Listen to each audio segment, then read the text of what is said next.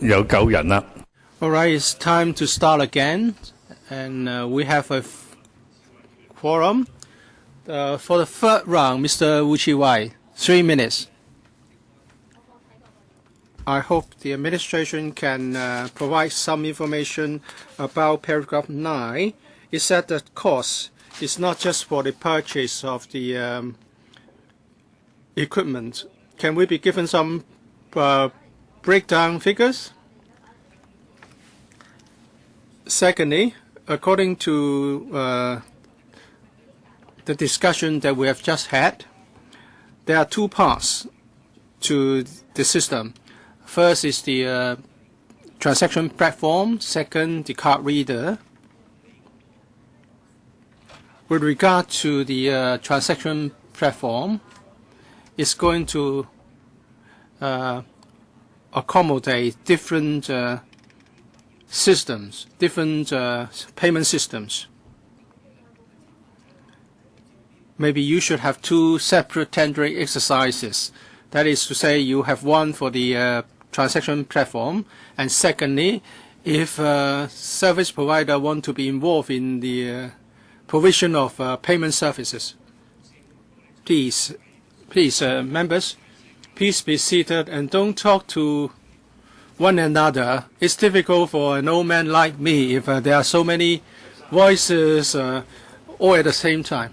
Mr. Chan, I would provide the breakdown figures to the member after the meeting. With regard to the second question, I can confirm that the provision of the transaction platform and also the provision of the card reader, they are 2 separate, they are the subjects of 2 separate tendering exercises. Does any other member wish to raise questions? 有人撳鐘。個杯。Ms. Elizabeth Kwok, for the third round, 3 minutes. I would like to know if the administration would consider this. You are going to provide a 1% subsidy in the first instance. Are you going to adopt the user pays principle later? Well, this is a government service, so the transaction costs will be dispersed by the government. We do not intend to ask motorists to pay for the transaction cost. Does any other member wish to raise questions? If not, I now put this item to the vote. With those in favor of FCR 2013-14 number 5, please raise your hands. Those against, please raise your hands. I think the majority of members present are in favor of this item. The item is endorsed. Next, FCR 2013-14 bracket 6, head 1, 2, head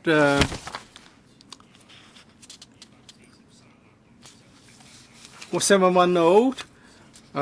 Members are invited to approve a new commitment of $682,430,000 for the implementation of projects under the Information Technology Strategy Plan of the Judiciary.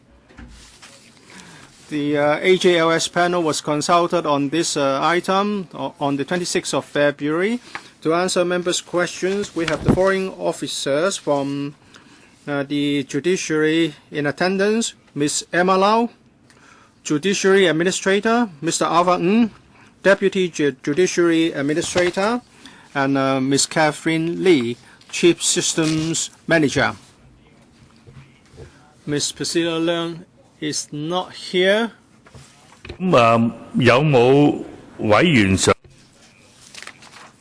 Does any member wish to ask questions? If members don't have any other questions, I'll now put this item to the vote. With those in favor of FCR bracket 2013-14 number 6, please raise your hands. Those against, please raise your hands. I think the majority of members present are in favor of this item. This item is endorsed.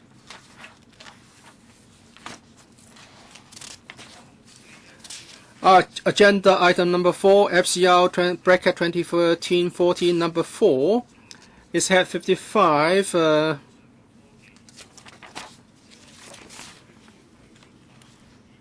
Government Secretariat, Commerce and Economic Development Bureau. This item invites members to approve an increase in the commitment from 300 million to 600 million for the Create Smart initiative.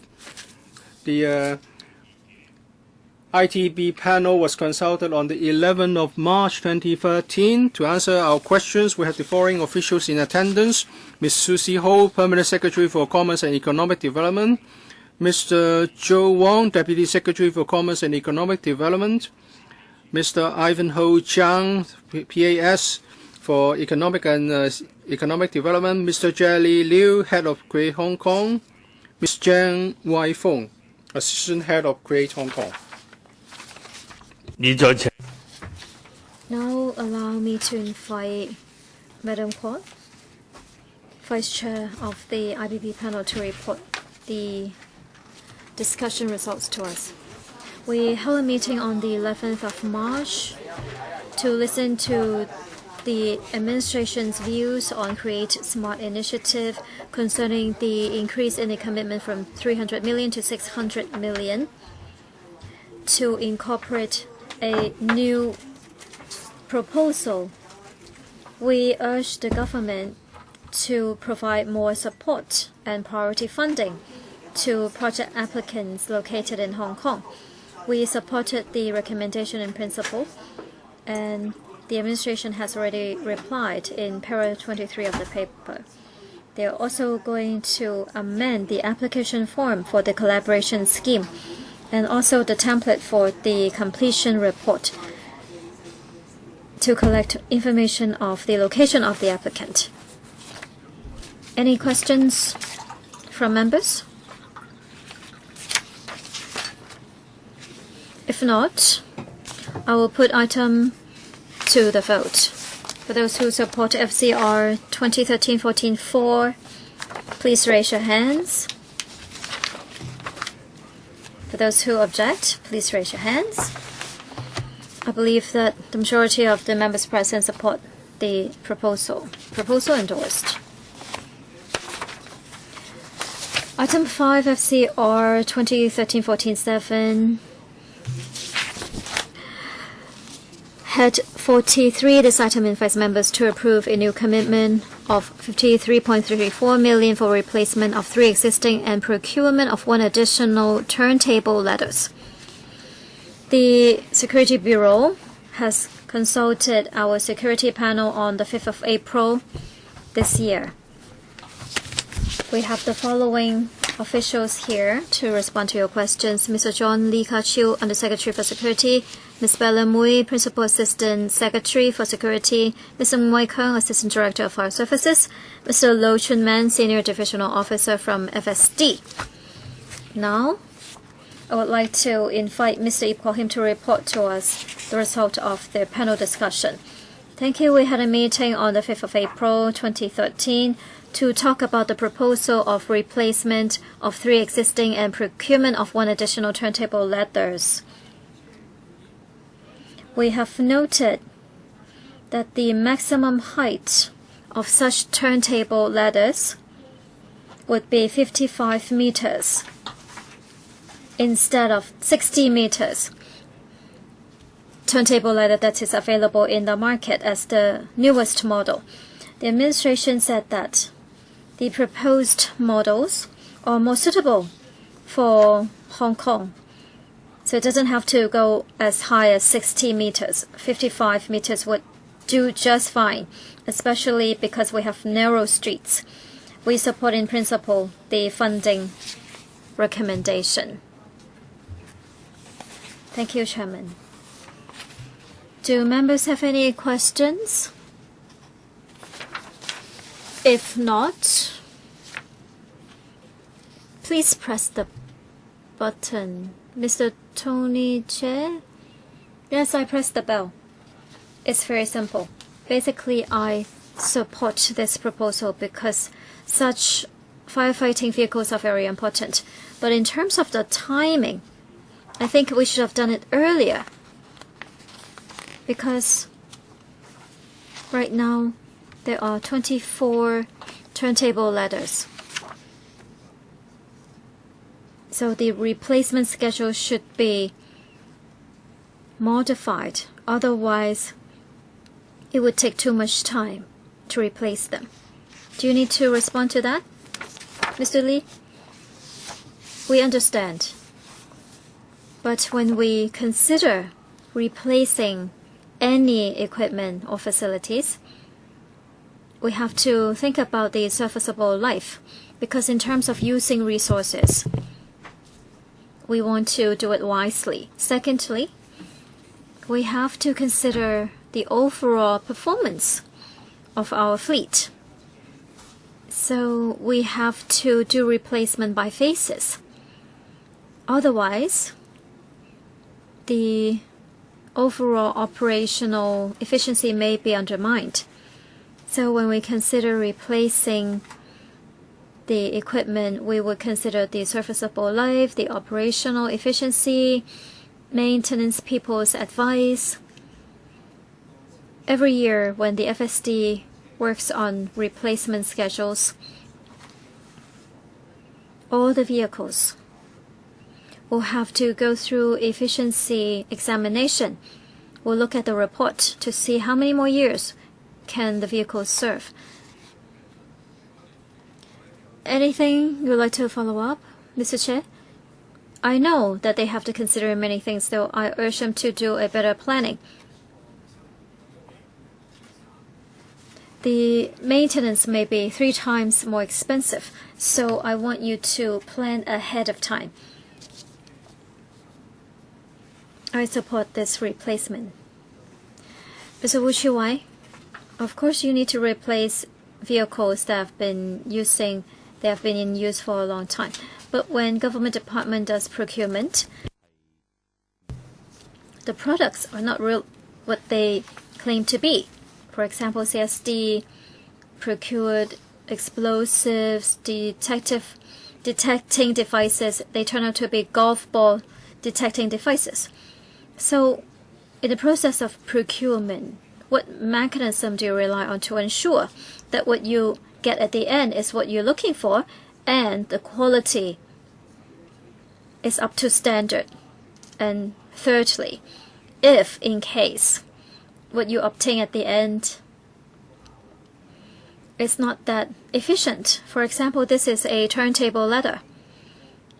I'm concerned about whether the ladder can go all the way up, to what height, and what about the firefighting devices? Is it really performing to the standard you have in mind? What mechanism do you have to ensure all of these? Thank you for the questions. Yes, we seriously need to make sure that what we get at the end is what we're looking for. We have a scoring system which is very strict. There is a committee that looks at the information we submit. And we have accumulated experience for many years for this scoring system. After procurement, we would ask for a trial run of the vehicle. If we are satisfied, we allow more vehicles to be delivered. And we have to be fully satisfied before we make the payment. How do we pay? First of all, once we accept a bidder, when the vehicle is provided, we will only settle part of the payment, not all of it. Normally we pay about 30%. On top of that, the money is not going to the supplier because we have a guarantee system. We pay it to the bank, and they have corresponding amount in the bank. If we're not satisfied, we can take the money back. Secondly, when the vehicles come to us, we will try them out, and we have to complete the training. We have to be happy with the manuals and the translations before we make the payment. So when we get the first vehicle for a trial run and the rest of the batch, we have to be fully satisfied before we settle the entire payment. So that ensures the quality of the products. Thank you. Mr. Wu, any follow-up? In recent years, from time to time I see reports about procured vehicles, and they do not really meet the operational demand. Just like what you have said, if you indeed have a strict procedure, how come procurement mistakes have been made? Can you respond to mistakes committed by others? Yes. Actually, we admit to some wrongdoings in the past. After 2011, the FSD set up this dedicated procurement team. It was established because of a series of incidents. We carried out a consultancy study, and after that, a number of recommendations have been made to us. One of them is to set up this procurement team to make it professional and experienced. And we can continue to strengthen our work. Because of the setting up of this team, we adopted a new procurement procedure to ensure that what we get is what we want. Mr. Wu? So according to the new procurement method, will it be applicable to other government departments? Can you respond to that? In principle, yes. Of course, every different department may have different steps. There will be some fine-tuning for adaptation, but the concept is a sample has to be handed over for a trial run. And then by phases, we will test other tools or vehicles or vessels. We have to be fully satisfied before we make the payment. Any other questions? If there are no further questions, I will put this item to the vote. For those who support FCR 2013-14-7, please raise your hands. For those who object, please raise your hands. I believe the majority of the members present are in favor. The item is endorsed. Item 6, FCR 2013-14-8, Head 122 Hong Kong Police Force. This item invites members to approve a new commitment of 114 million for the replacement of 5 high-speed interceptor craft for the marine region of the Hong Kong Police Force.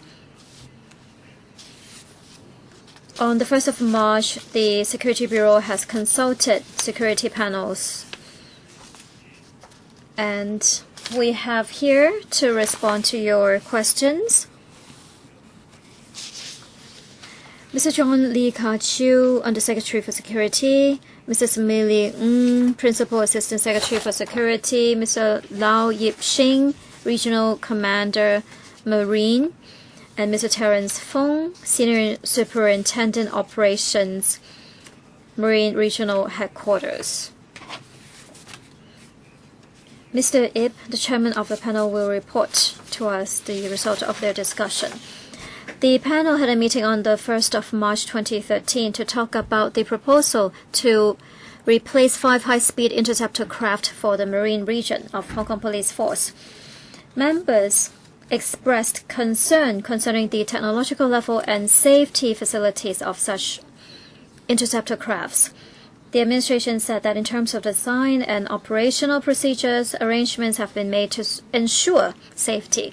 At the same time, the proposed interceptor crafts are of similar level of technological level compared to other interceptor crafts used by other law enforcement organizations. In principle, we support the funding application.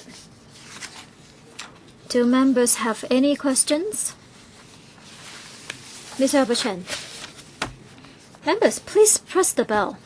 Can you just press the bell? I wanted to let other members go first. You need to press the bell. Or I can allow other members to go ahead first. Chairman, concerning the Marine Police facilities, I support them 100%. I seldom support government facilities, especially for the police. As we all know, around our coastline and at the boundary. Because of the lack of certain equipment and facilities, there have been serious management problems.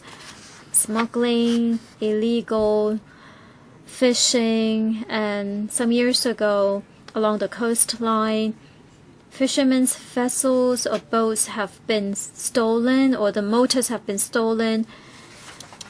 And more than a decade ago, people who lived along the coastline were robbed all the time. High-speed interceptor craft would be part of the facilities. Previously, some fishermen complained that some vessels or the P vessels from the mainland were involved in illegal fishing in Pecuniary. I have made phone calls and complained, and we waited for 45 minutes and no one came because the older models were very slow. So what about these interceptor crafts? Are they going to be used for fighting smuggling or for other operational needs? How are you going to enhance safety of our waters? Thank you, Mr. Chen, for the question. High-speed interceptor craft would be the fastest vessel, and they would target smuggling, illegal immigrants, or to intercept other speedboats. So in normal circumstances, these high-speed interceptor crafts, unless the situation is very special, they would not be used. They would normally be dispatched to handle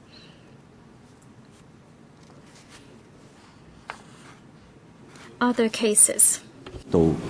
Now, why do we need such high speed?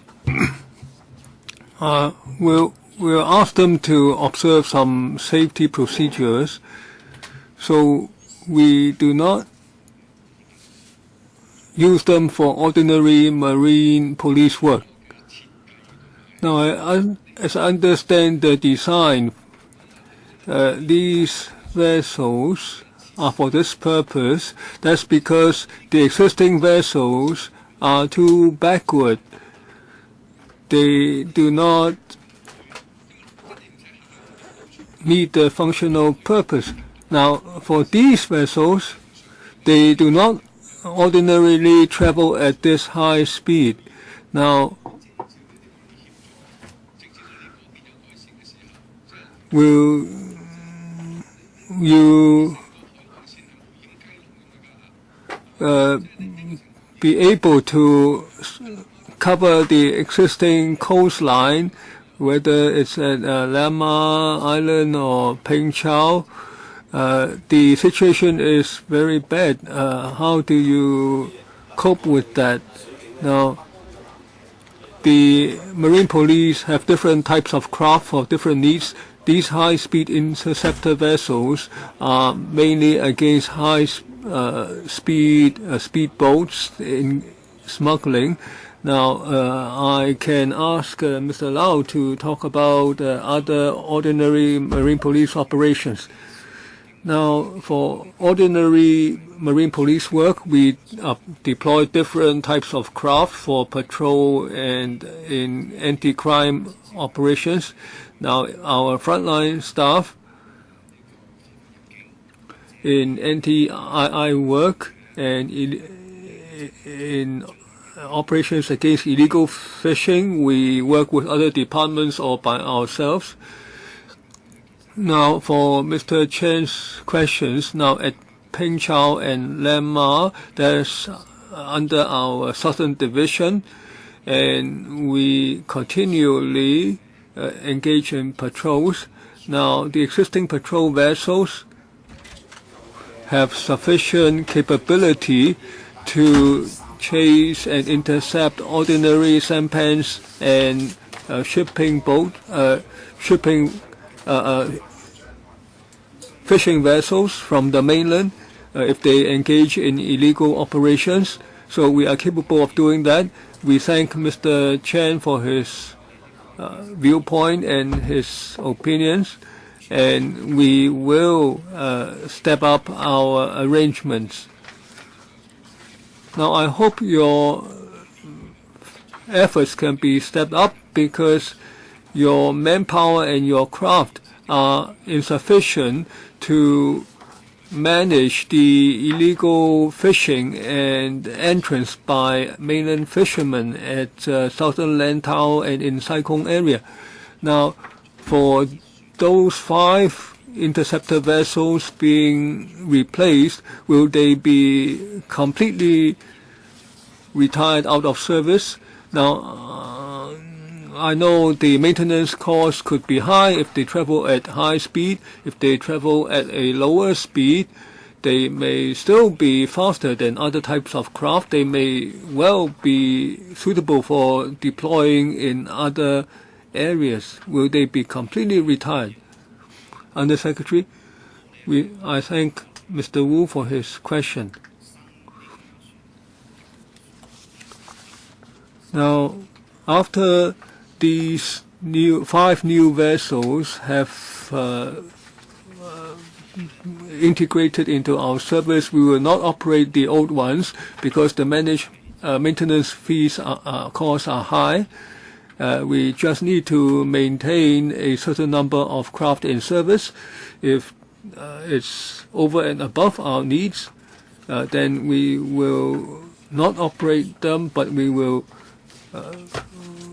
turn the vessels over to Marine Department.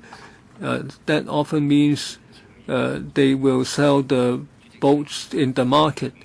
Now, just now, Mr. Albert Chen mentioned about harbor management issues.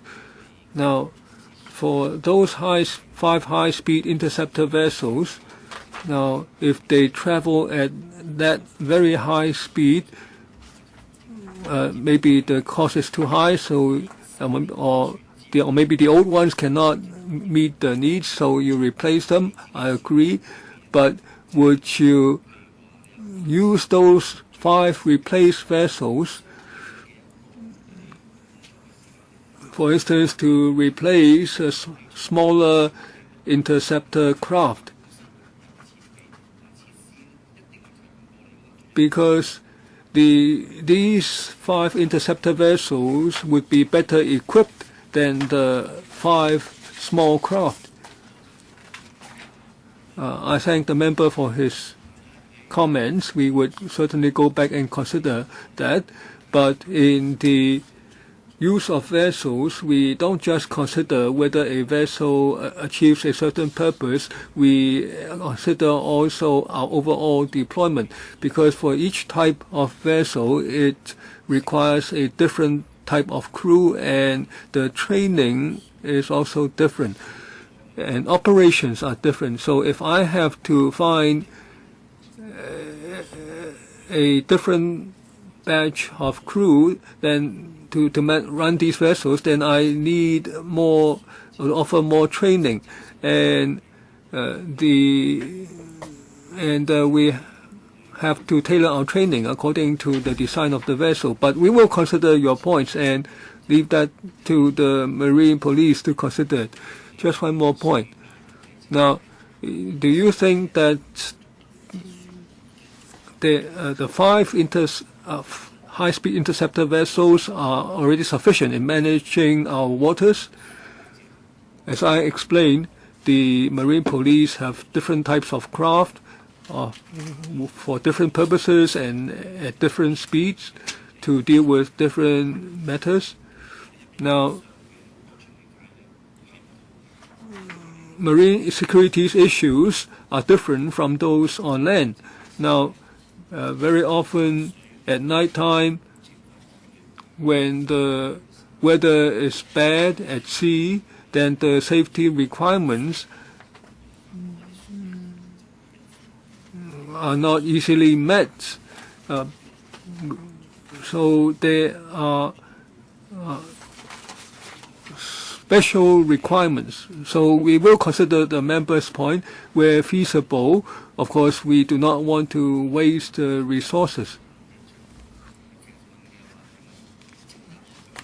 I just want a short answer. Is it that the 5 high-speed interceptor vessels are now sufficient to meet the needs of your work?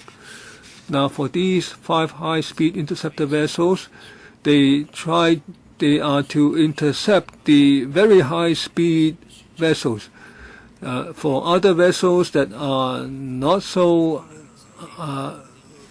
high in speed, they have a smaller horsepower, then we deploy the appropriate type of craft. So we deploy different types of craft for different purposes. Mr. Yip Kok Him, I support the funding, but I have a simple question, because I find that in this document it mentioned that it's only by December 2013 that the tendering document will be prepared. Can it be speeded up a little bit? Now, I will defer to our police colleagues to answer.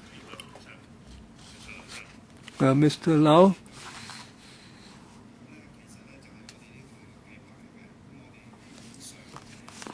Now, if we are successful in the funding bid, we will immediately start the work. Of course, we hope to complete the task as quickly as possible, because it takes time to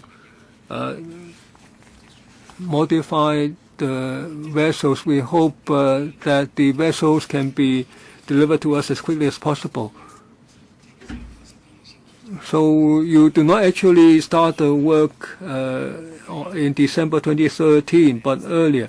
Yes, if we are successful in the funding bid, we will immediately start the tendering document work. Any other questions from members? If not, I now put this question to a vote. Those in favor of FCR 2013-14-8, please raise their hands. Those against, please raise their hands. I think a majority of the members voting are in support. This proposal is endorsed. Item number 7, FCR 2013-14-10, the heading 708, Capital Works Reserve Fund.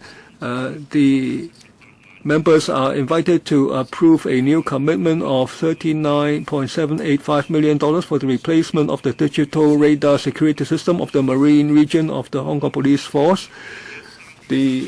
On the 1st of March, the Security Bureau consulted the security panel of LegCo, and there are the following officials present. We have again Mr. John Lee, Undersecretary of Security, Mrs. Millie Ng, Prince PAS for Security, Mr. Lau Yip Shing, Regional Commander Marine, and Mr. Lam Wing Chak, Chief Telecommunications Engineer. And now Mr. Yip Kok Him, Chairman of Security Panel, will report to us. Now, at the meeting on 1st of March, the Security Panel discussed the proposal, and members are aware that the new system will come into service in 2016. Members are concerned that from now until 26, whether the existing system can be maintained properly so that they are reliable. The administration expressed that although some components are aging, yet they are able to cope, and the suppliers have told us that they have told them that they have sufficient parts. The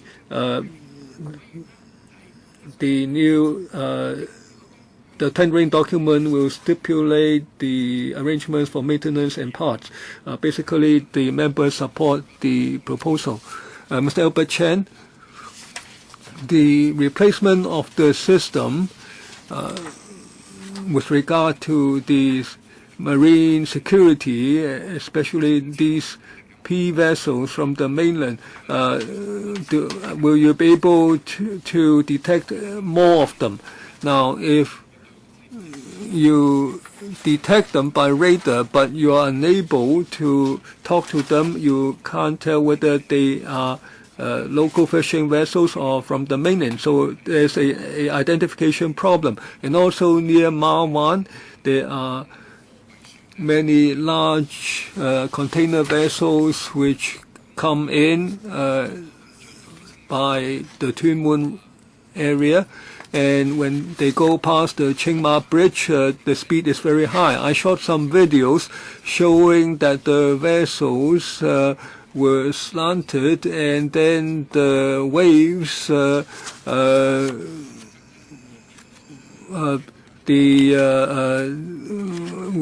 so strong that an elderly fisherman fell from the aquaculture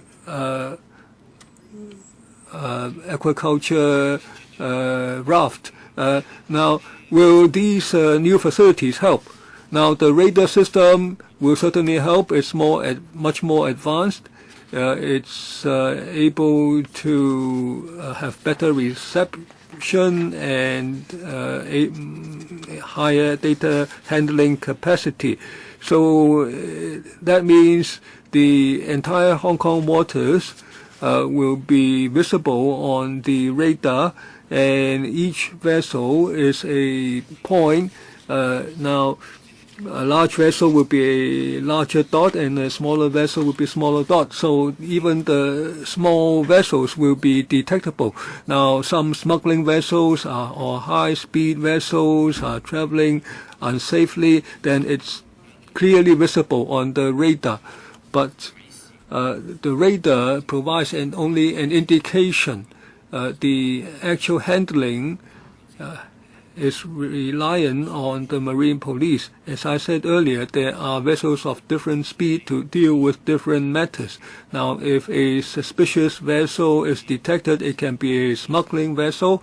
It may be in illegal activity according to our intelligence, or as Mr. Chen said, it's for unknown reason that they're traveling at high speed and yet it's unsafe. So marine police will arrange for a craft to approach it, and then the radar will provide information for our vessel to approach the problem to the craft in question. So it certainly helps. So of course you can see the larger high-speed speedboats on radar. But I'm talking about ordinary P-craft and mainland fishing vessels.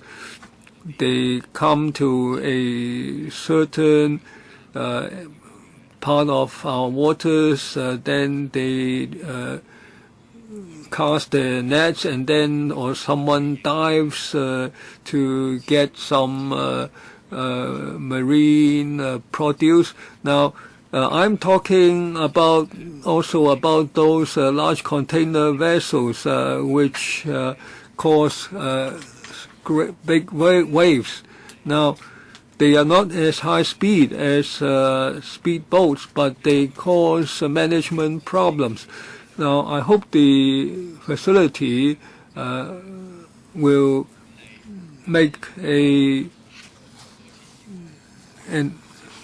will improve the situation. Now, in the Twin Moon waters, there have been collisions and high-risk situations. So I hope that overall the marine security will be improved.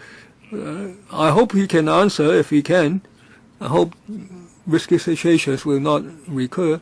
Now, the P-craft would certainly be visible on radar. As for marine security, I hope Commander Lau can supplement. Thank you. Now, the new system has upgraded our capability. Of course, we can detect what we detect now is for marine security. The marine region supports the Marine Department in operations for marine security. Now, in the Mawan channel, Mr. Chen is right, the channel is very busy. Now, we continually engage in marine security operations. Sometimes it's done by the Marine Police Western Division. Sometimes it's in conjunction with Marine Department. Sometimes we prosecute speeding. We advise the obstructing vessels to leave the channel and so on. The radar helps us to detect potential problem situations so that we can deploy our vessels. Mr. Wu Chi-Wai? Thank you, Chairman. I'd like to understand. Now, the system will only come into service in 2016. Now, in the process, are there ways and means to ensure that the equipment that you ordered will be the most advanced by 2016 and will it be value for money? Now, secondly, it appears that the new system will oblige you to redesign your software. Now, I would like to understand. Now, the existing one is a digital system. So ordinarily, if you upgrade the hardware, then you can continue to use the old software. So in the upgrading process, is it that the transition period cannot be shortened so that this advanced system can be commissioned earlier? Chairman, let me reply on the first part. Now, as users, we want to ensure that we get the most advanced technology. We, of course, would not buy old technology. Now, if we are successful in our funding bid, we will try to monitor the market to get to inform ourselves on the most advanced technology. We have experts doing that. Now, in the transitional period, now as said earlier, we have transitional measures. That is, the contractors are already trying to supply sufficient parts. We considered replacing only partially, as members suggested, just so that the system can continue to run. We tried that, and the answer is that it's impossible because the existing equipment were designed 10-odd years ago. The algorithms already outdated, and they do not connect with the existing ones. So we still have to face the question of how long we can extend the service life.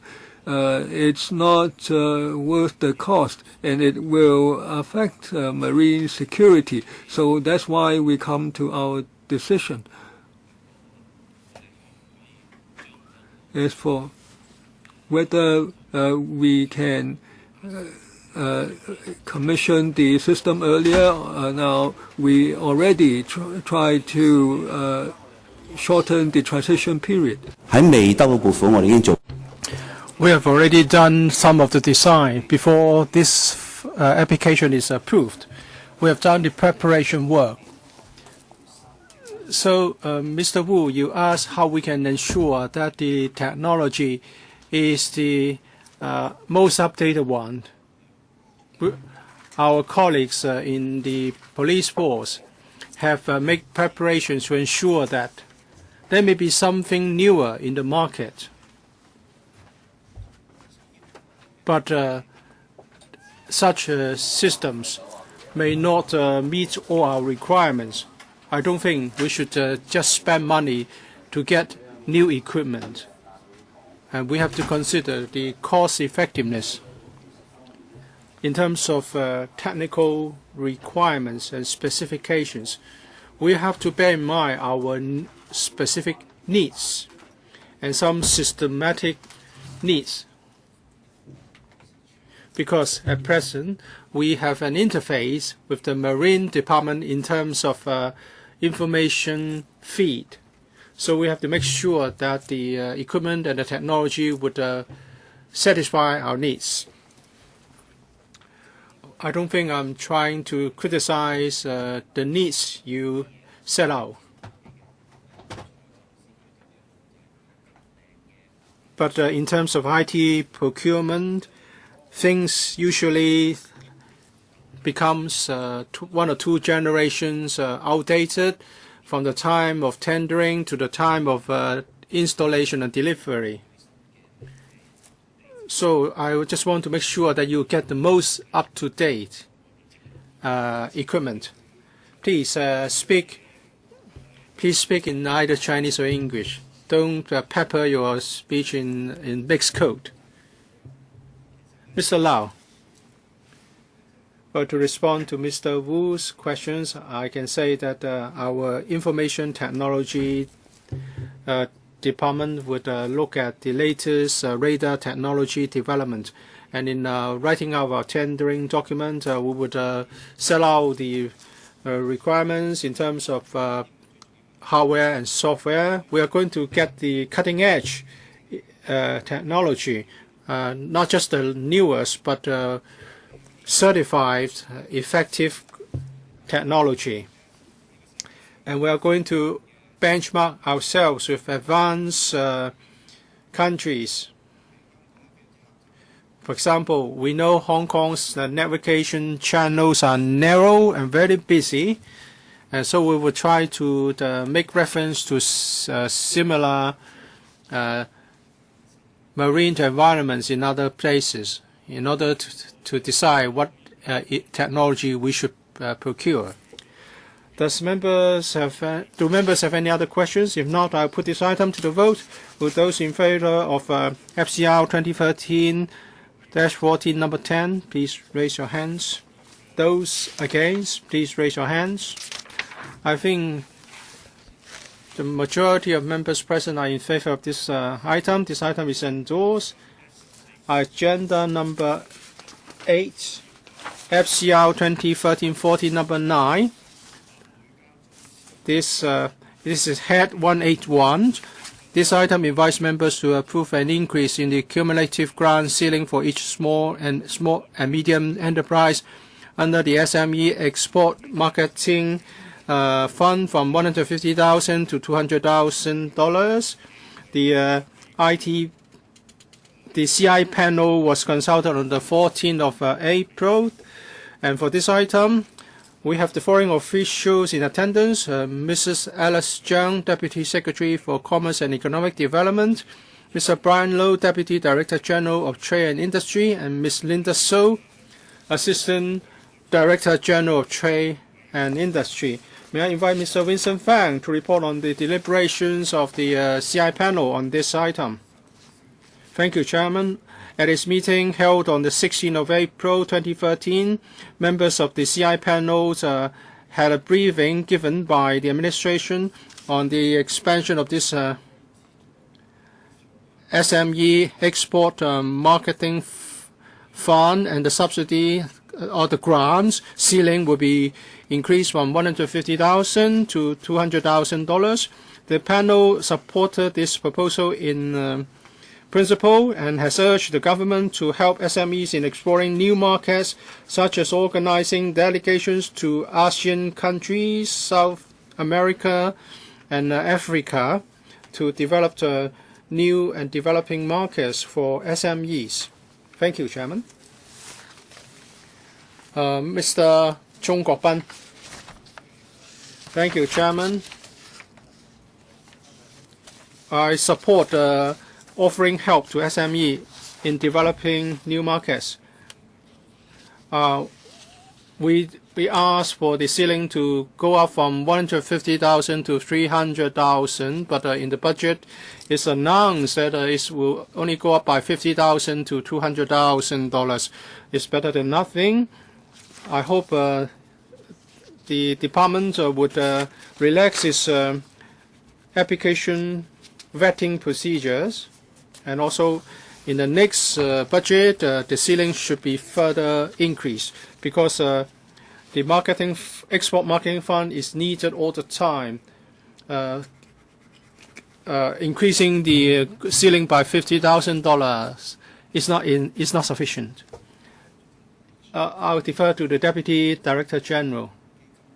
We're talking about the SME Export Marketing Fund, which is about promotion by SME in developing markets. We understand their aspirations. This is an incentive scheme, and actually, we have reviewed this fund for 5 times. We have also adjusted the ceiling. This time it will go up from $150,000 to $200,000. Since this is a sort of incentive for SMEs, we don't want SMEs to rely too much on this fund, because this is not something recurrent. It's not something to subsidize their day-to-day operations. And also we have to balance the aims, i.e. to make sure that public monies is well spent, and that we should like to encourage SMEs to do more marketing promotion. Follow-up question, Mr. Chung? Well, I know the administration would make use of such funds to support their own business operations. Well, but other countries have been providing subsidies, full subsidies, for external export marketing, unlike the SAR government, which is providing just a little bit of help to SMEs. Do you need an answer? Well, let's see if the Deputy Director General has anything to supplement. Well, we understand the aspiration of the SME sector. This time, the ceiling will go up from 150,000 to 200,000. That's precisely because we have responded to requests from the SMEs. And in the past, we did review the scheme regularly, and the amounts have increased over the years. At present, some 30,000 of the sum of the for the SMEs as a whole, 30,000 of them, only 4,000 or 12% of them have reached the grant ceiling. So they still have some more room for seeking the assistance through the fund. Mr. Winston Fang, I would like to mention that during the CI panel meeting, we asked the administration to expedite, to shorten the processing time of application, because if it is too long, the SMEs will encounter difficulties.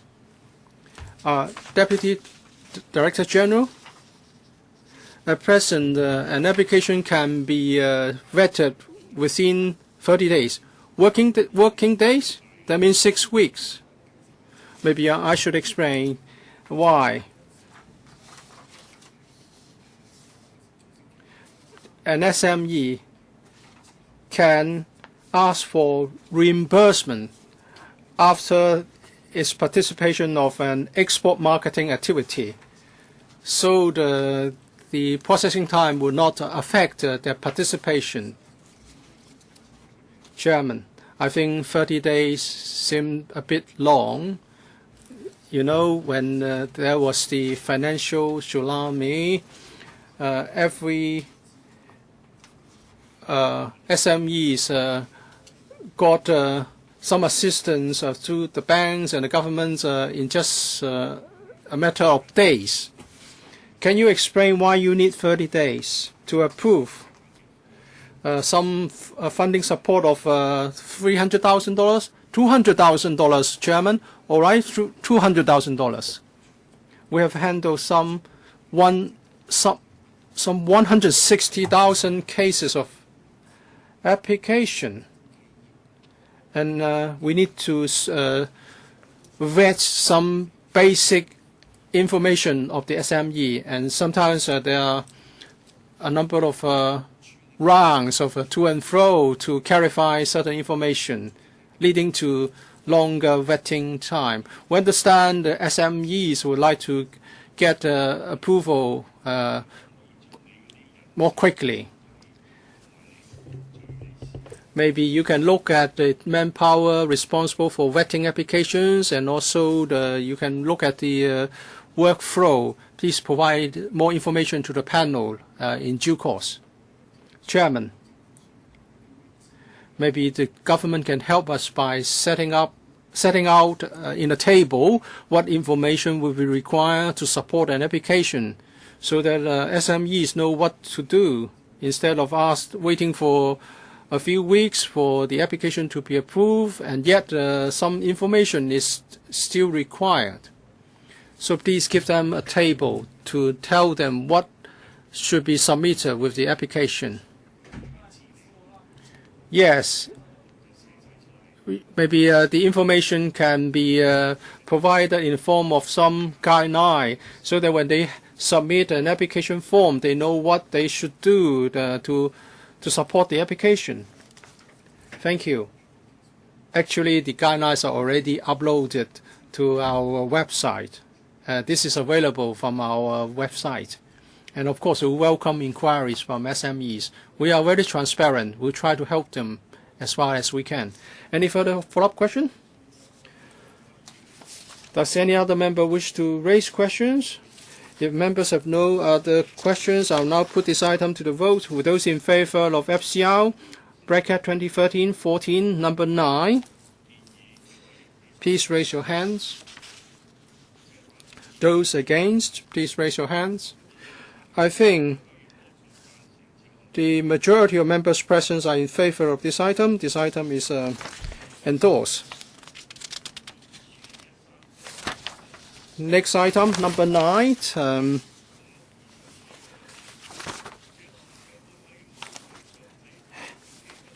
Next item is Head 274 Tourism.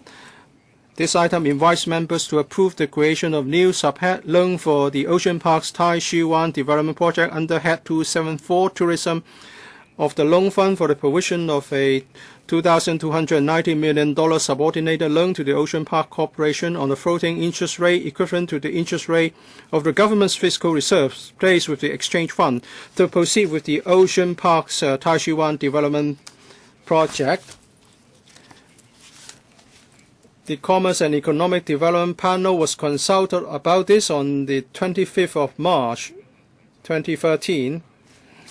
The following officials are in attendance for this item. We have Mr. Philip Yong, Commissioner for Tourism, Ms. Rosanna Law, Deputy Commissioner for Tourism, and from Mr. Jeffrey Chim from Tourist Commission. From the Ocean Park, we have Dr. Alan Seaman and Mr. Tom Merman, and also Mr. Matthias Lee. We don't have the panel chairman with us now. Sorry. Mr. Stephen Ho. Well, I read this paper.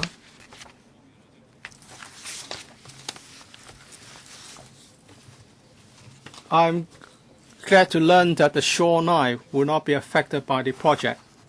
Can you once again confirm that the ecology, marine ecology, will not be affected in whatsoever way by the project?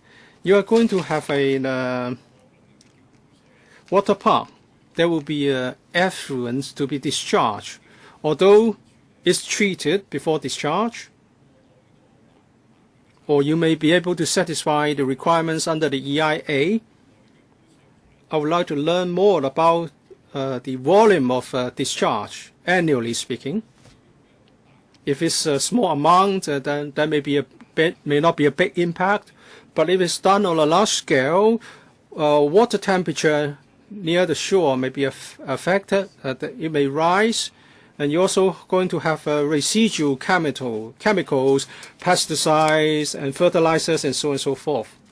So can we get some figures about these matters? Mr. Young, I'll say a few words, and then I'll invite Ocean Park to supplement. Let me stress that for this Tai Chi Wan development project, environmental protection and conservation are very important. In the EIA, we have to make sure that high standards are met. As for water treatment and effluent discharge, maybe I can invite the Ocean Park to say something.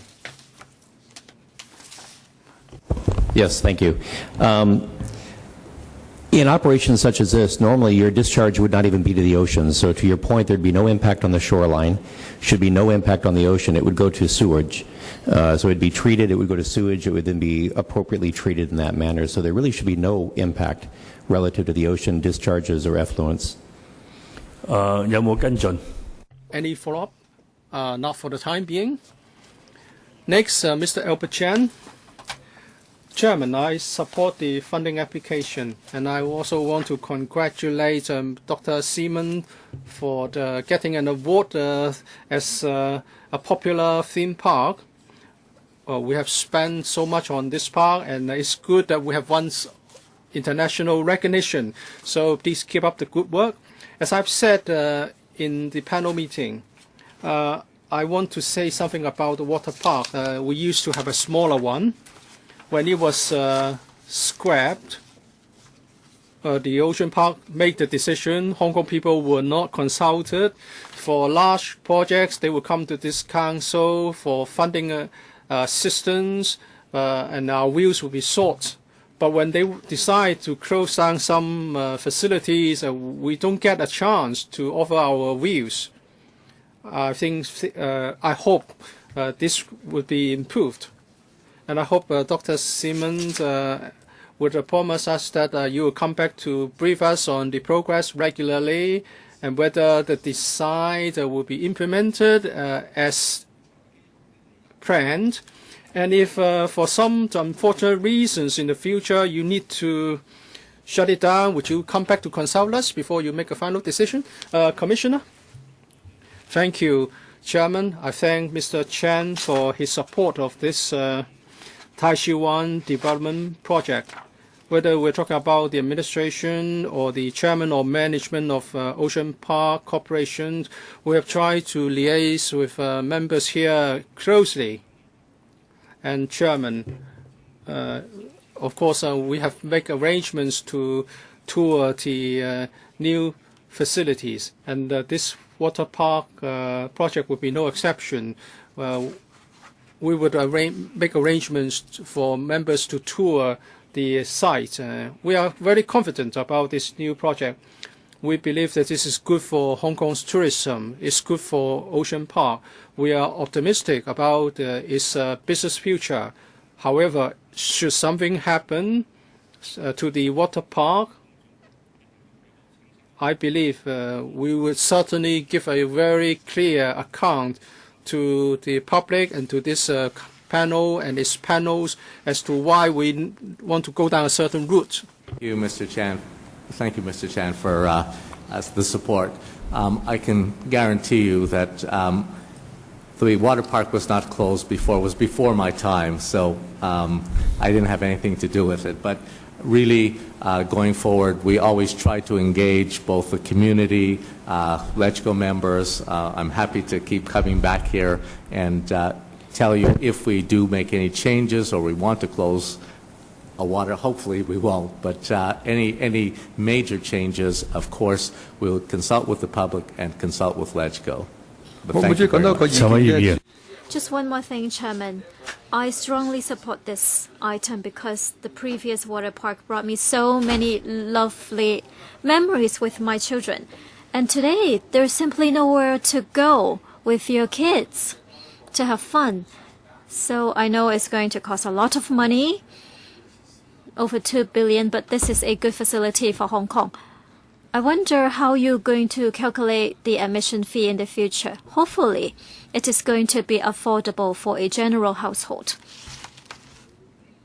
Anyone would like to take that question about the fee level?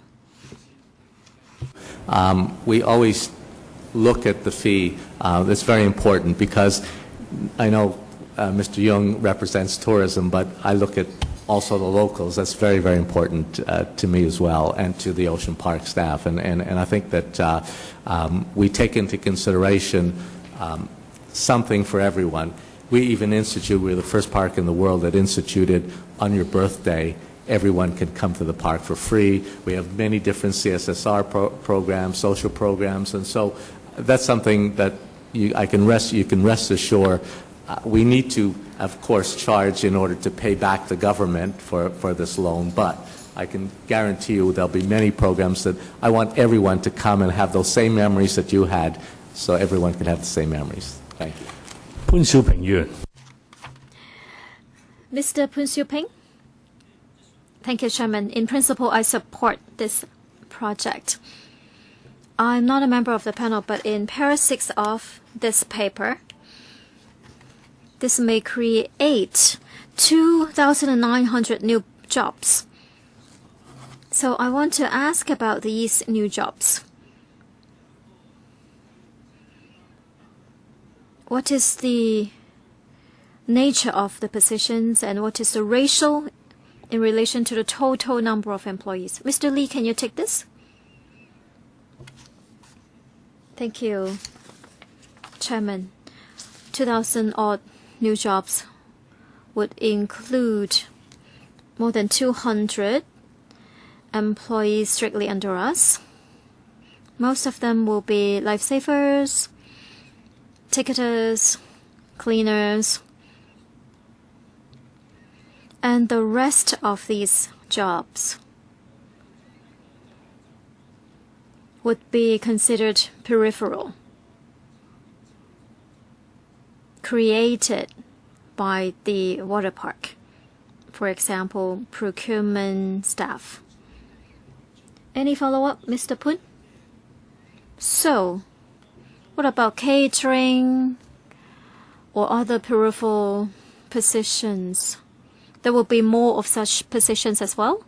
Yes, because running a water park would involve procurement of materials or other products, and we need various types of services.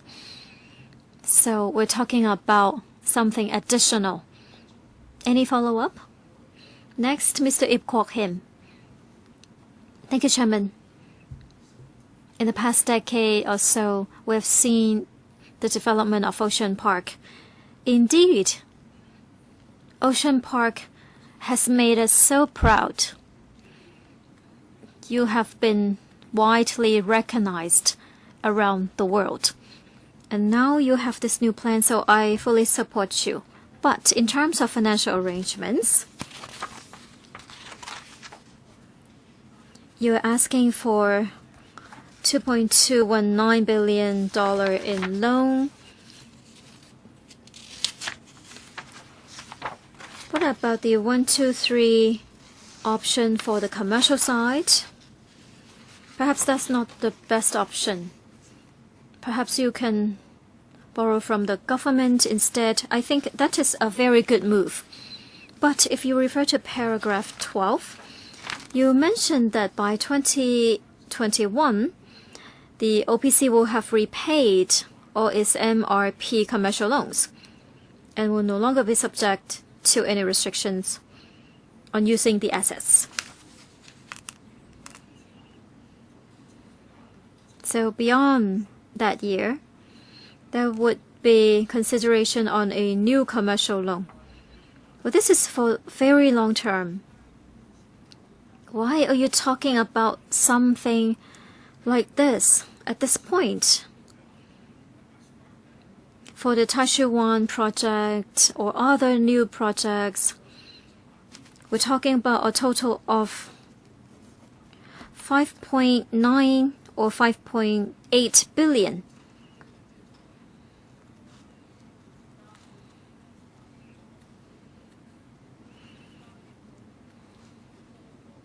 So considering the existing loan package,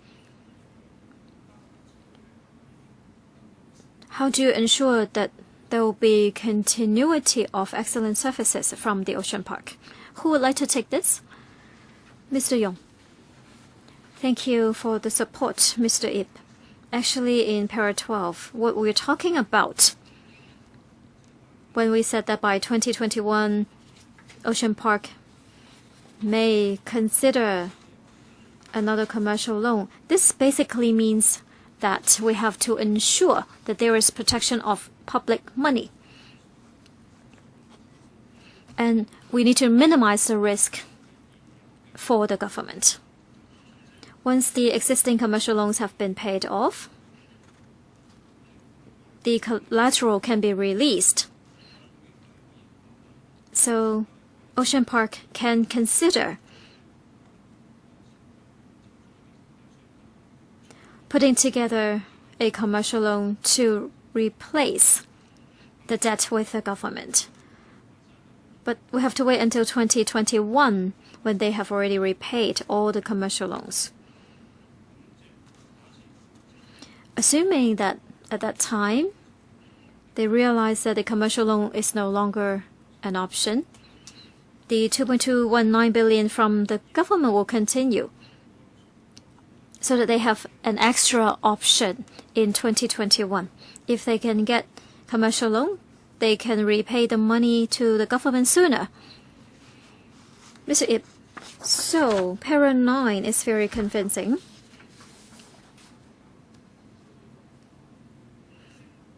There's going to be a floating interest rate. And the government considers that this loan package is the best offer. So will this same approach be adopted in the future? Perhaps you can repay the capital instead of putting together another commercial loan? Mr. Yong. Well, actually, allow me to explain further. Ocean Park has been repaying the commercial loan for their expansion plan in recent years. By 2021, they will have repaid all of it. But at the same time, in order to construct the water park, the government is now applying for funding of 2.219 billion. By 2021, when the old debt has been paid off, they have the ability to put together a different loan. There is a condition attached to 2.219 billion. At that time, they will have to consider using commercial loan to replace the 2.219 billion. If at the time there's a lack of funding in the market or commercial loan market is very harsh, we will not force them to replace the government loan with commercial loans. So the problem is, well, Mr. Ip, time's up for you. It's very simple. If they can borrow it at a better term, they'll do it. That's all. Otherwise, you have to trust them anyway, right? They have so many assets. Mr. Tenkabiu?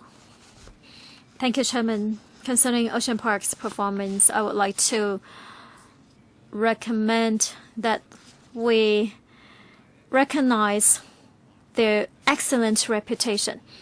But I want to ask a question about their repayment capability. So 2021 will be a crucial year. In the next 8 years, they need to convince the public that they have the ability to repay all of the commercial loans. I want to hear from the administration, perhaps some figures. Do you have any figures to convince us? Secondly, according to Para 12. By 2021, 5.874 billion would be repaid. It's a huge figure. Within 12 years' time, they can really pay off everything or even identify commercial loans to replace this debt. If they can get the commercial loan and then repay the government, let's say we draw the line in 2021. How much are we talking about as repayment? Thirdly, I'm concerned about the revenue-making capability because you need to have good revenue to maintain the existing fee level. Is there any other way to bring in new income? For example, can we promote some icons of Ocean Park, iconic products, or can we use some technologies to do marketing, not just in Hong Kong, but overseas? I don't know. Mr. Yong, repayment capability and promotion. I will take these two questions and then Ms. Law will take the second question. Of course, to local people or overseas visitors, Ocean Park is a big hit. In recent years, the number of visitors has been reaching new heights. So we are very confident that with newly added facilities and Tai Shi Wan project in the foreseeable future, to local people and also overseas visitors, Ocean Park will continue to be a major attraction.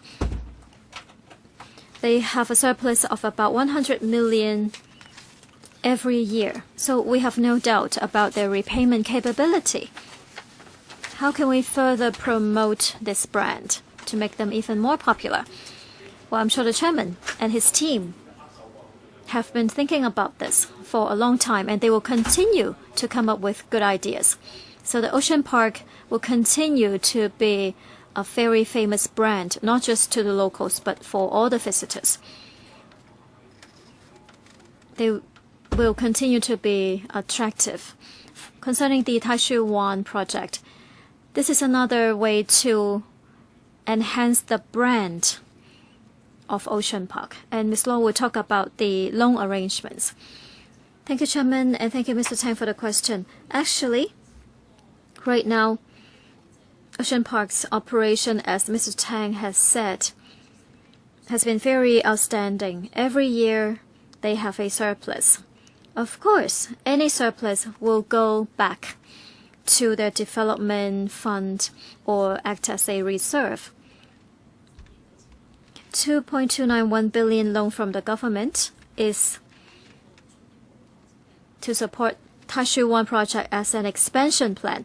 Actually, Ocean Park already completed another expansion plan recently, including commercial loans that will be repaid in full in 2021, and also the loan from the government for their previous expansions. They haven't started repaying yet. They will repay until 2031. Without interest, 1.387 billion. With interest, total repayment amount, 2.05 million. So by 2021, other than the 2.219 billion plus interest, there will be another 2 billion outstanding amount. So the total will be 5.8 billion. Actually, Ocean Park has started repayment by installments. Every year, we're talking about 100 million as surplus. Once the operation goes smoothly at the water park, there will be another part of surplus. So both amounts will be the guarantee of their repayment capability. If in 2021 they are not able to secure a commercial loan, they can still totally repay. They are going to use 58 years to repay the money. Oh, you used up all your time. Mr. Chen Hampeng, well, Ocean Park enjoys very good reputation. Further development of the park will bring benefits to Hong Kong, so I am inclined towards supporting this funding application.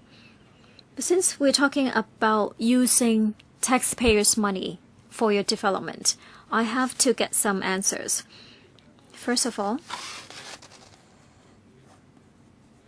how many people can you accommodate on a daily basis? More than 10,000? Let's say the fee is 200, then every year you get a revenue of 300 million. Or if the number of visitors is less, the revenue will be less. So is this really that attractive financially speaking?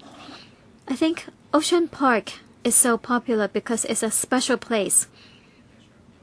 Your Ocean Theatre, the underwater world, it is quite unique in this country. But when it comes to water park, you can find similar one in Changlong. Is it really going to be that attractive that you can attract enough visitors? A second question. Now, it's public money for the loan. Now, for Hong Kong people, what preferences will you give to Hong Kong people? Say, free for the elderly people, that's good right now. In your future operations, how will you give preferential treatment to Hong Kong people? The Commissioner. Perhaps I will answer first, and then I will ask Dr. Seaman to supplement. Now, according to our estimate, the water park, the daily attendance can be about 10,000. We think that this is a safe estimate relative to the current attendance. This is not particularly high, so we think it can be reached. Of course, it also depends on the hard work of Ocean Park and on the actual achievements in the Tai Shi Wan project. Now, on preferences for local people, Dr. Seaman, please. Question. Sorry. Just to answer your question. First of all, as far as attracting visitors, this year Ocean Park did for the fiscal year 7.6 million visitors, which was a huge record for Ocean Park. We've done the figures very, very conservatively. In the old days, the park was always outside. In this scheme, we've covered the park, so you have 12 months a year, winter, summer, there's outside and indoors, there's wave pools, it's right over Deepwater Bay. It'll really be something special. No one in the world, although you say Chim Long, trust me, nothing like Chim Long. Trust me, it'll be one of the best in the world. That's number one. Number two, as far as preferences for, yes, we have all the existing rules that apply as far as the old age, anyone over 65 can enter the park free. We will continue to, the main intention is for Hong Kong people. The reason we want to do this park, everywhere I went the last number of years, people just always say, why can't you bring back Waterworld? Why did you close Waterworld? And so we thought, now that we finished the Master Redevelopment Plan, what a good thing for Hong Kong people. You know, there's a lot of trouble outside at the moment. Why not give them something good? And so that's why we sat and decided to come up with bringing back a water world that really works, looking at the old problems, the oldies, how we can, now there's new technology, there's so many new things. This park will be great. As far as, and we've done the numbers very conservatively. We don't want to lose money or have to come back to government and say, sorry, we're losing money. So I'm pretty confident it'll be very good. And those social programs will continue. This park is for everyone. 有冇跟進？冇跟進。鍾國斌議員。唔該，主席。No follow-up, Chung Hock Pen. Now, questions have been asked about refinancing, but I'd like to talk about the construction costs. Now, recently, some projects like the high-speed rail, the express rail link, it said that the overrun will be billions of dollars, and West Kowloon maybe doubling 50%. So will you actually have an overrun in a few years? Then all the figures will not work out. Commissioner, let me ask the members questions first, and then I'll ask the Ocean Park to inform us how they come up with their construction cost estimate. Now, in conceiving the Tashiwan project, the Ocean Park has had the benefit of a detailed consultant's report on the feasibility of the construction, the cost, and so on. Now we are applying for 2.29 billion. That's the government's financial support, the upper limit for the project. Now, if the construction cost exceeds $2.29 billion, the shortfall will have to be handled by the Ocean Park itself. Now, they have done a detailed study. Perhaps I can ask Dr. Zeman to inform us how they came up with the construction cost estimate. And I understand your concern. Basically, we have, if you look at the original MRP, Master Redevelopment Plan, that we just finished, the original budget was $5.55 billion, which we borrowed from commercial banks and government. We finished the plan through the escalation of everyone else raising their prices. We finished on budget, on time. And so we have done a very detailed study for the water park, having the experience of just finishing a master redevelopment plan. I'm pretty confident, and we're pretty safe.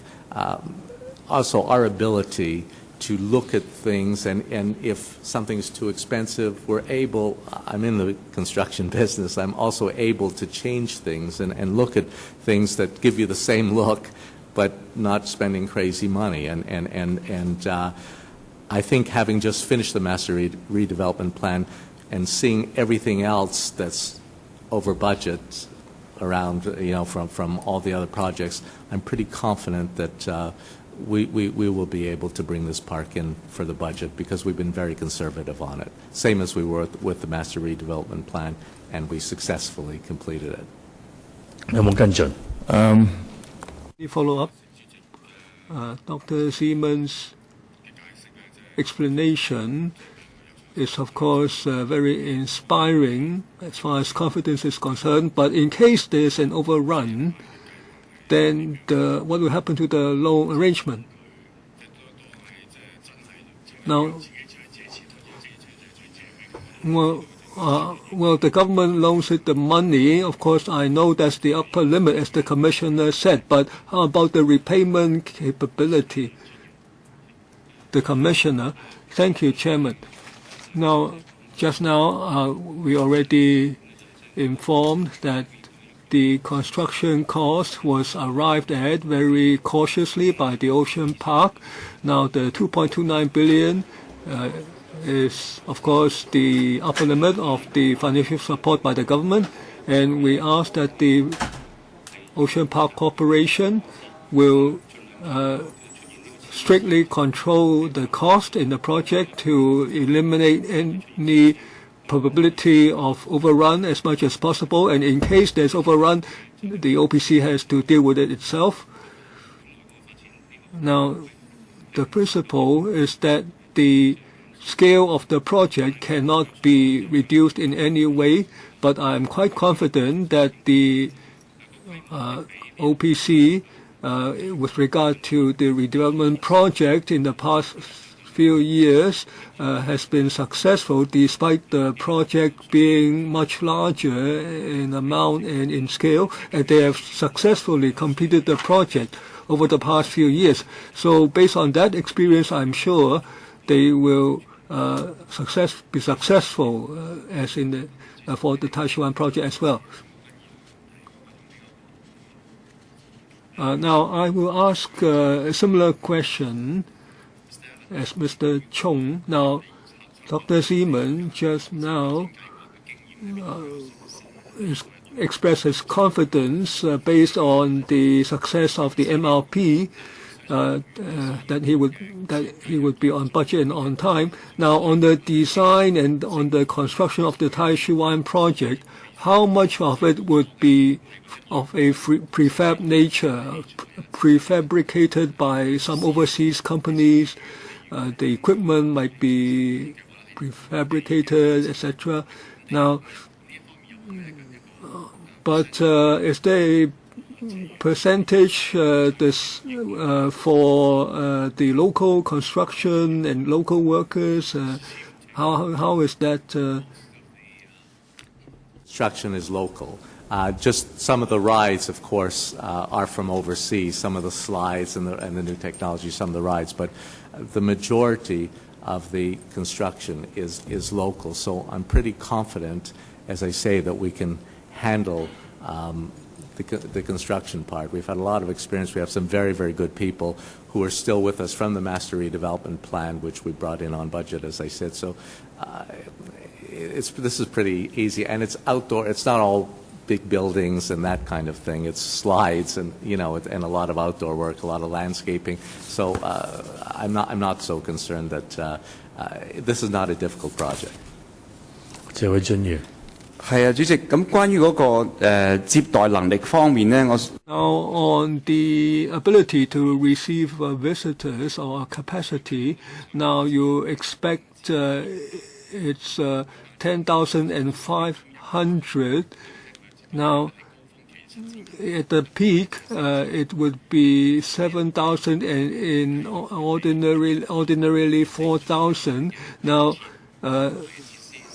does that mean you reach that capacity only after the MTR has been completed?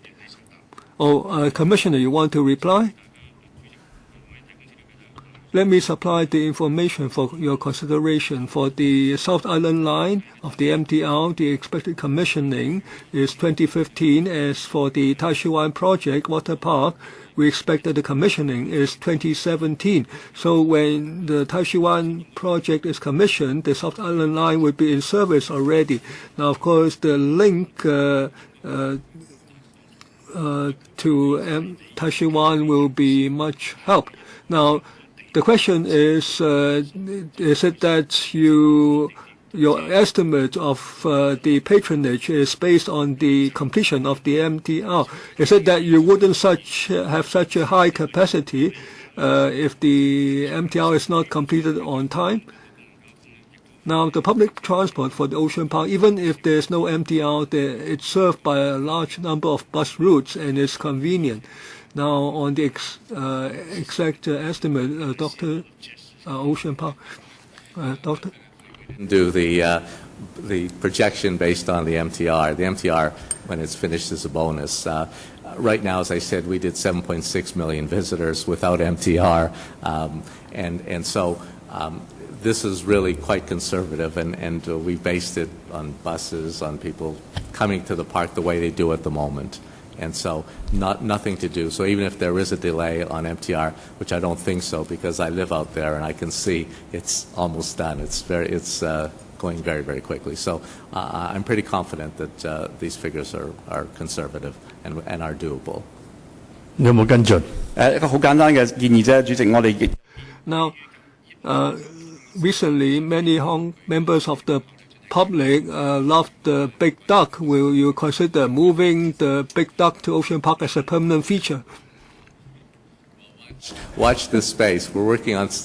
I hope there's no press here. We're working on something like a big duck. So watch the newspapers. will do. OK， 唔該晒。下一位葛珮帆。Next, Ms. Quack. I support the Ocean Park project, and I also look forward to Hong Kong having a world-class water park. Now, I want to put this question. You might consider a really environmentally friendly design for the water park. When the water park is completed, when we bring the kids there, we don't just enjoy the fun, but the children can see different facilities and they can appreciate how environmentally friendly the design can be. Now, last time we saw the design plan for the water park of the OP, and we understand that they included many green elements. Now, the Environmental Affairs Panel, we recently went to Korea, and at Tongdaemun, they had a demonstration structure, what they call a creativity center structure. Now, apart from environmental considerations in the design, in the outsourcing, the relationship with the contractors, they work together to promote environment-friendly concepts. They use green materials in their design. They give priority to impact on environment, and all the construction waste, they try to recycle it. They considered everything in their choice of contractors and suppliers. These are the terms, and there is training process, there is consultation to implement a fully green project. Now, I hope in the case of the construction of the water park, we don't just have a windmill to show that we are green, don't just have a single solar panel. We hope that in the entire construction design and in the future operations, she will be able to demonstrate that this is a very good green project. And apart from giving people some fun, it can also promote the environment in Hong Kong. Yes, I do. As everyone well knows, Ocean Park is about environment, teaching people. We have how many thousands of students every year? We have over 50,000 students every year coming from schools, coming to the park to teach them about the environment, how they can be better citizens. And everything we do is about, we have classrooms in every attraction. And so you can be sure this is part of Ocean Park's mantra, and everything we do in the construction, wherever we can be environmentally friendly, and teaching children who come, parents who come, grandparents who come, teaching them about the environment, and we will do everything possible to keep it green, because that's the middle name of Ocean Park, is being green, and those people that have come there have seen it. And so this is something that I know it's a good point to bring up and to keep reminding our people, but I can assure you, whatever we can possibly do, I'll make sure that it is green, because that's very important. 主席即係聽到Chairman, I am, of course, assured by these comments by the chairman of the OPC, but I hope to see their reply in writing that in procurement, in construction and disposal, and in future operations, they achieve the environmental objectives. How do you want them to reply to you?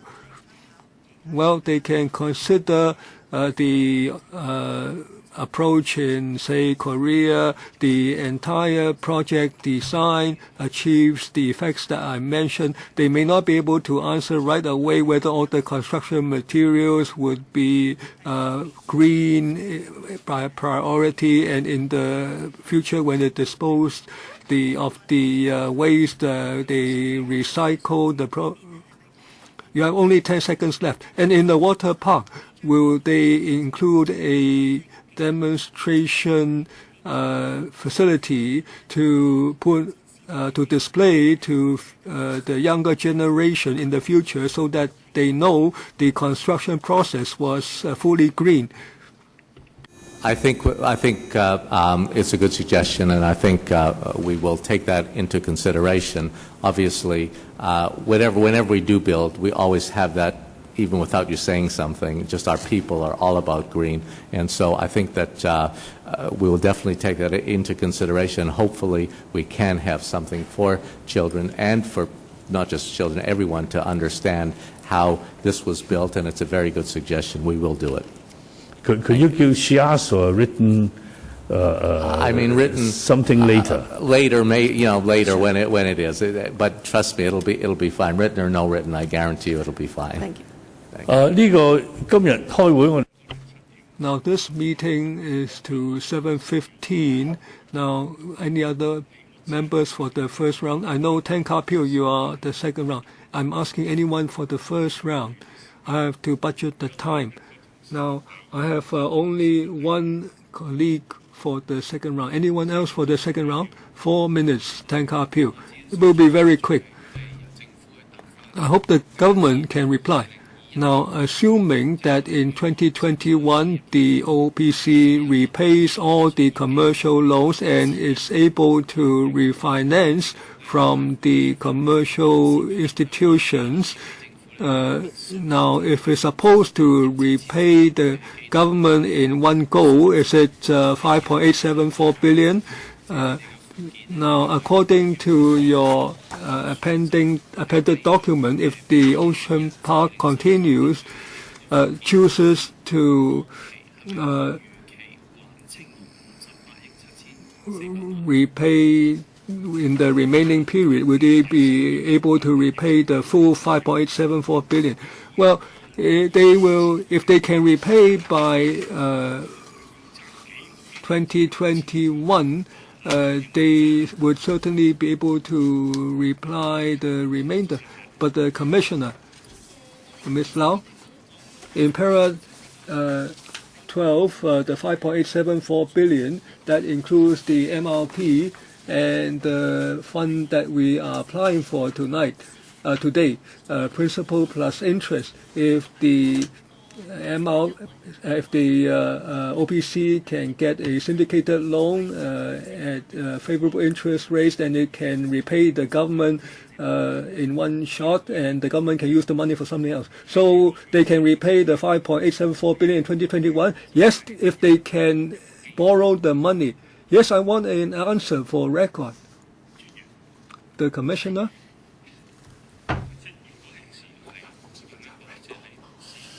If at that time they are unable to get the commercial loan, of course, if that happens, then if they're able to get the commercial loan, then they can repay the full 5.87 billion. It depends on whether funds are available and that the terms are not too harsh. So it depends on the situation at the time. If in 2021 the OPC cannot get the commercial loans to repay the government, then as said in the document, then it has to start repaying the government and fully repay by 2033. That's the arrangement. So the 5.874 billion would be repaid from 2021 to 2030 to 2033 by installments. Any other questions from members? If not, I now put this item to a vote. Those in favor of FCR 2013-14 bracket 11, please raise your hands. Those against, please raise your hands. I think that of the members voting, the majority are in favor. The item is endorsed. We have concluded all the items on the agenda today. The next meeting will be on 7th of June. Thank you.